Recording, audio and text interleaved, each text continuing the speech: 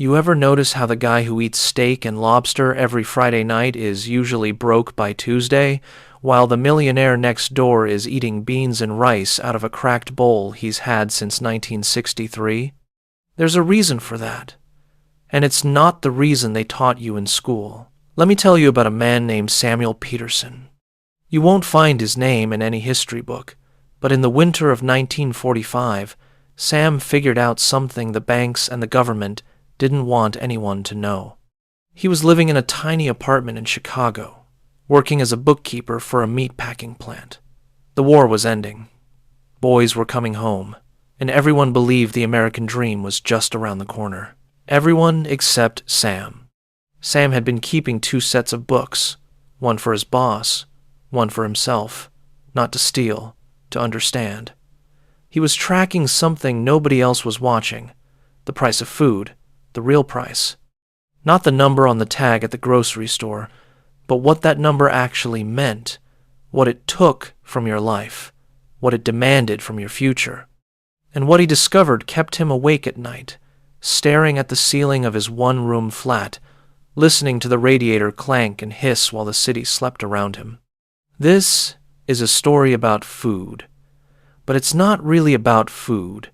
It's about power, about control, about a system that was built, brick by brick, to separate you from your money while making you feel like you're living like royalty.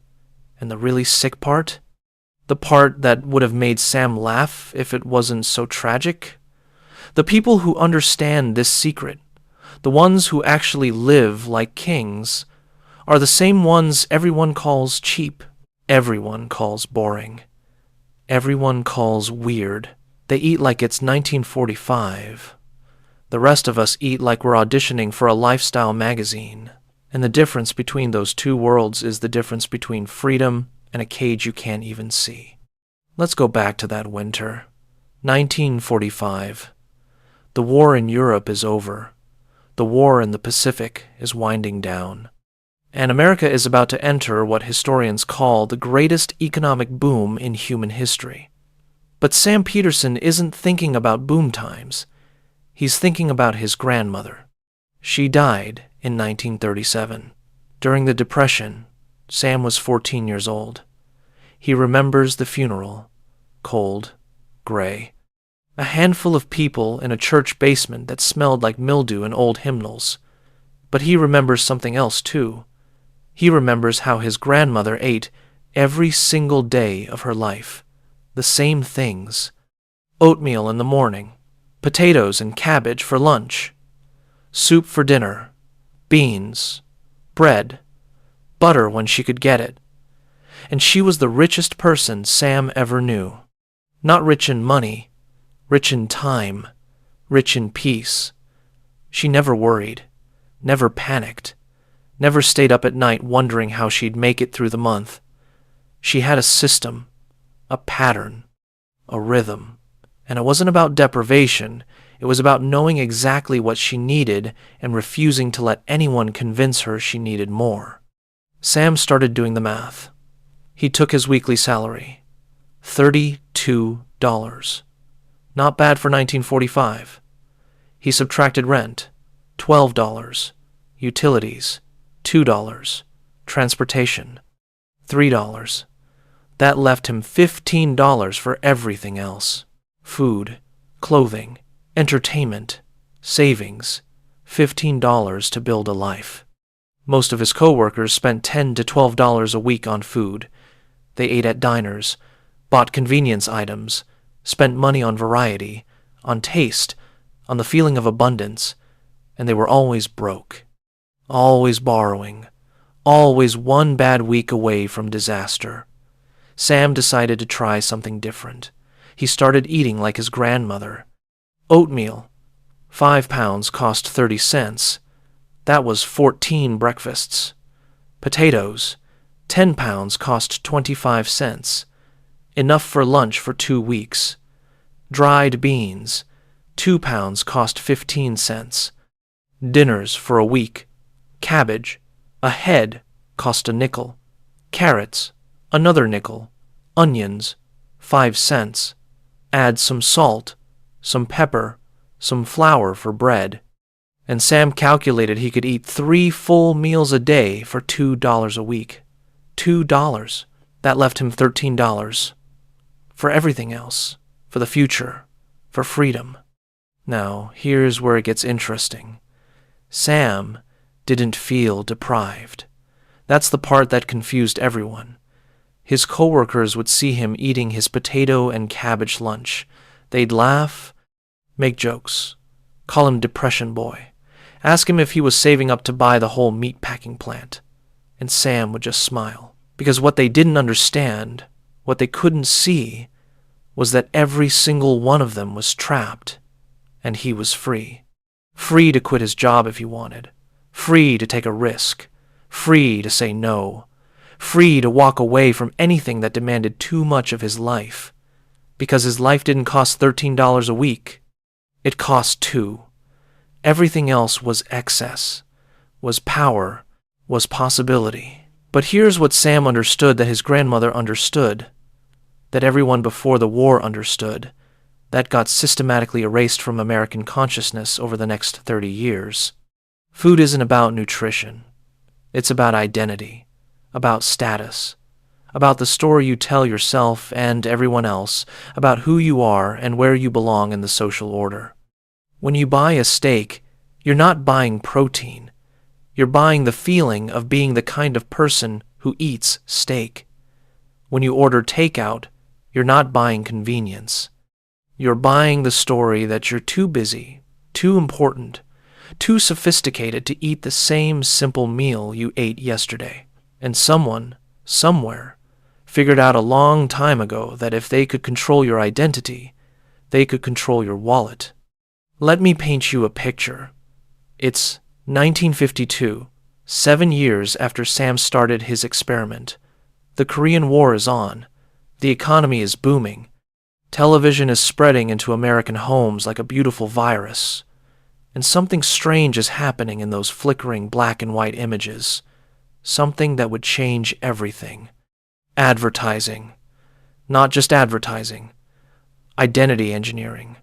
The shows weren't selling products. They were selling a version of America that had never existed. Families that ate elaborate meals every night. Kitchens full of gleaming appliances and exotic ingredients. Mothers in pearls cooking recipes from magazines while fathers came home to perfectly set tables. And the message was clear. This is normal. This is what successful people do. This is what you should want. But there was a problem. The math didn't work. The families in those TV shows, the ones eating the pot roasts and the casseroles and the desserts, were fictional. The budgets were fictional. The time was fictional. In real life, in 1952, the average American family was still eating pretty simply. Meat once or twice a week if they were lucky. Lots of potatoes. Lots of bread. Lots of things that filled you up cheap. The television was selling a fantasy, and America bought it. By 1960, everything had changed. The supermarket had arrived, convenient, bright, full of choices, full of packages designed by psychologists and marketing experts who understood something profound about human nature. We don't want food. We want transformation. We want to be different than we are. And if you package that transformation in a box with the right colors and the right words and the right price, people will buy it even when they can't afford it. Especially when they can't afford it. Sam watched this happen. He was in his 40s by then, still eating his simple meals, still saving most of his money, still free. And he watched his coworkers, his neighbors, his friends, all fall into the same trap. They started buying convenience foods, started eating out more, started believing the story that food was supposed to be exciting, varied, an adventure, and their bank accounts evaporated, their stress increased, their freedom disappeared. But they looked successful. That was the trade. They traded actual success for the appearance of success, and nobody seemed to notice the difference. Here's what the system doesn't want you to understand. Every dollar you spend on food beyond basic nutrition is a dollar you spend on psychology, on emotion, on the temporary relief of feeling like you're winning at life. And that feeling lasts exactly as long as the meal. Then you're hungry again. Not for food, for the feeling. So you buy it again. And again. And again. Until it's not even a choice anymore. It's just what you do. It's who you are. The restaurants understood this first. By the 1960s, eating out wasn't a special occasion anymore. It was becoming normal, expected, a sign that you'd made it. Fast food chains were spreading across the country like a rash. McDonald's, Burger King, Kentucky Fried Chicken. And they weren't selling food, they were selling speed, selling modernity, selling the idea that cooking at home was something poor people did, something boring people did, something people did in the past. The profit margins told the real story. A hamburger that cost a restaurant 12 cents to make sold for 35 cents. A soda that cost 3 cents sold for 15 cents. The gap between cost and price wasn't about the food. It was about the story, about the experience, about the feeling of being someone who could afford to not care about 12 cents. And people lined up. They waited in cars. They waited in lines. They handed over money they didn't have for food that cost almost nothing to produce, because it wasn't about the food. It was never about the food. Sam Peterson was 60 years old in 1971. He'd been eating simply for 26 years, never spent more than $3 a week on groceries, adjusted for inflation. And he owned 3 apartment buildings, owned them free and clear, no mortgages, no debt. He'd bought the first one in 1953 with the savings from his simple diet, bought the second one in 1960 with the rent from the first, bought the third one in 1968. And he still worked at the meat packing plant. Not because he had to, because he wanted to, because work meant something when you didn't need the money. His coworkers were still eating at diners, still buying convenience foods, still living paycheck to paycheck, still joking about how cheap Sam was, how boring his life must be, how sad it was that he never treated himself. And Sam would smile, that same smile he'd been smiling since 1945, because he knew something they didn't. He knew the secret. The secret isn't about food, it's about time. Every dollar you don't spend is a piece of your future you get to keep. Every simple meal is a wall between you and desperation. Every bean and rice dinner is a brick in the foundation of a life you actually control. And the people who laugh at you for eating simply are the same people who'll spend 40 years trapped in jobs they hate because they can't afford to leave, because they ate like kings when they were peasants, and now they'll be peasants forever. Let me tell you what eating like it's 1945 actually means. It means understanding that your grandmother knew something about food that got systematically erased from American culture. It means recognizing that simplicity isn't deprivation. It's clarity. It's power. It's the difference between being a consumer and being a human being. It means oatmeal for breakfast every morning. Not because you can't afford anything else, because oatmeal is perfect. It's cheap. It's filling. It's healthy. And after the first week, your brain stops expecting variety, stops demanding entertainment from breakfast. Breakfast becomes fuel, not an experience, not an identity statement, just fuel. It means rice and beans for dinner, or potatoes and vegetables, or soup made from ingredients that cost almost nothing. And here's what happens when you eat the same simple meals over and over. Your taste buds reset. The overstimulation of modern food, the sugar and salt and fat engineered to hit your brain like a drug, that starts to fade, and you start tasting food again. Real food. Simple food. And it's good. Not exciting. Good. There's a difference. It means never eating out unless it's a genuine celebration. Not because you're punishing yourself, because you understand the math. Because you understand that every restaurant meal is a luxury you're buying with pieces of your future. And maybe that's worth it sometimes. For a birthday, for an anniversary, for a moment that actually matters, but not for Tuesday night because you're tired, not for lunch because you didn't plan ahead, not for the feeling of being someone who eats out. It means shopping once a week, buying in bulk, buying the same things every time: oats, rice, beans, potatoes, onions, carrots, cabbage, flour, salt, oil, maybe some chicken, maybe some eggs. The stuff that's been feeding human beings for thousands of years before someone decided we needed 37 varieties of breakfast cereal to be happy. And here's what nobody tells you. Here's the part that sounds crazy until you try it. This way of eating, this Depression-era, peasant food, boring as hell way of eating, makes you feel better than any restaurant meal ever did. Your energy stabilizes. Your digestion improves. Your skin clears up. Your mind gets sharper. Because your body isn't spending all its energy processing the chemical cocktail that passes for food in modern America. It's just doing what it's supposed to do: running, thinking, living. But more than that, the psychological weight lifts. When you stop eating for entertainment, stop eating for status, stop eating to fill the void that modern life creates, something shifts. You're not hungry all the time anymore. Not hungry for food. Not hungry for more. Not hungry for the next hit of pleasure that'll make you feel like you're winning. You're just satisfied. Full. Complete. And that feeling, that simple feeling of being enough, that's worth more than every fancy meal you'll ever eat. Sam Peterson died in 1994. He was 81 years old, left behind 6 apartment buildings, $500,000 in savings, and a reputation as the cheapest man anyone ever knew.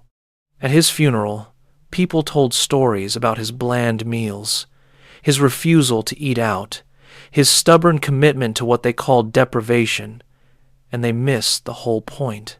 Sam wasn't depriving himself. He was freeing himself. Every simple meal was a choice, a declaration, a refusal to participate in the system designed to keep him hungry forever. And he died rich, not just in money, in time, in peace, in the quiet satisfaction of a life lived on his own terms. The system wants you hungry, wants you dissatisfied, wants you believing that the next meal, the next purchase, the next experience will finally make you happy, will finally make you enough. And it's a lie. It's always been a lie. The happiness doesn't come from the variety. It comes from the freedom, from knowing you don't need the variety, from knowing you're not trapped by your appetites. Eating like it's 1945 isn't about nostalgia. It's about understanding what's actually valuable. It's about recognizing that the elaborate food culture we've built over the last 70 years isn't about nourishment or pleasure or health. It's about extraction, about turning your natural need to eat into an endless source of profit for people who see you as a resource to be harvested.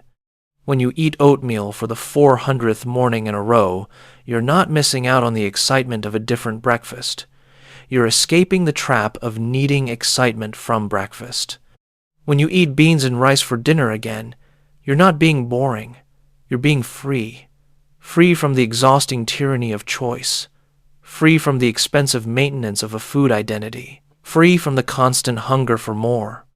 And that freedom compounds. The money you don't spend on food becomes money you can invest. Money you can save. Money that buys you time away from work. Money that buys you options. Money that builds a wall between you and desperation. Every dollar saved on a simple meal is a brick in that wall. And after a while, that wall gets so high that nothing can touch you. No job loss, no emergency, no disaster. You're safe. Actually safe. Not the fake safety of a steady paycheck and a full refrigerator. Real safety. The kind that comes from needing almost nothing and having more than enough. This is what they don't teach you. This is what got erased. The knowledge that power doesn't come from eating well, it comes from eating efficiently. From understanding the difference between nutrition and entertainment. From refusing to confuse your stomach with your soul. Your grandmother knew this. Her grandmother knew this. Every generation before the post-war boom knew this. Food was fuel. Simple, repetitive, boring, and that was fine. Because life wasn't supposed to be a constant stream of novel experiences. It was supposed to be stable, predictable, secure. And that stability, that predictability, that security created the foundation for everything else, for actual joy, for actual freedom, for actual life. We traded that foundation for variety, for excitement, for the illusion that we're sophisticated because we eat differently every day, and we're miserable, stressed, broke, trapped, working jobs we hate to afford food we don't need that makes us feel worse while convincing ourselves we're living the dream. The people who eat like it's 1945, they're not the sad ones. They're not the deprived ones. They're the free ones. They're the ones who figured out the con, who saw through the marketing, who understood that the emperor has no clothes and the fancy meal has no value beyond the temporary chemical reaction in your brain that fades before you even finish chewing. So here's your choice. You can keep eating like a king on a peasant's budget, maxing out credit cards for restaurant meals and exotic ingredients and the constant variety that modern life tells you is normal. You can keep trading your future for the temporary feeling of abundance. Keep working forever to maintain a lifestyle that makes you feel successful while keeping you broke. Or you can eat like a peasant on a peasant's budget. Simple food, cheap food, the same food your great-grandmother ate. And use the difference to build something real, something that lasts, something that actually makes you rich. Not rich like the Instagram influencer eating photogenic meals in trendy restaurants while drowning in debt. Rich like Sam Peterson. Free, secure, untouchable. Living life on your terms while everyone else is trapped in the kitchen, cooking elaborate meals they can't afford with ingredients they don't need, trying desperately to feel like they're winning a game that was rigged from the start. The secret isn't complicated. It's just been hidden. Buried under 70 years of marketing and cultural programming and food, television, and social media, and the endless message that you are what you eat and what you eat better be exciting or you're nobody. But you're not nobody. You're someone who's smart enough to see the trap, smart enough to step around it, smart enough to eat oatmeal tomorrow morning and feel like you just won, because you did.